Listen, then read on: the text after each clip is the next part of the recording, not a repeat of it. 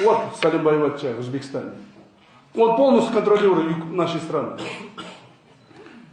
На юге все лидеры оргпреступности, все крупные бизнесмены, даже политические какие-то деятели, депутаты парламентов, к нему шли, с ними собеседовались, и то, что он сказал, то и исполняли. Понимаете? Salimboy nomi bilan tanilgan Salim Abduvaliyev salomatligidagi muammolar tufayli ozodlikka chiqqan deb xabar bermoqda Kun.uz manbasi. Qirg'izistonda fevral oyida boshlangan katta tozalash ishlari yakunlandi. Qamchibek Tashiyev 4 yilga qamaldi. Yaxshi chiqmasin. Dunyo bozorda. Biz omadingiz keladi. Endi gelmeniga. Karanlık yollardan geçtik, zehir gibi sular içtik. Qanday hech kim qolmaydi. Siz ham qolmaysizmi?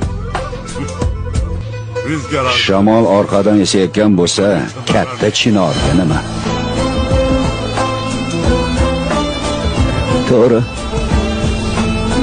To'ppa to'g'ri.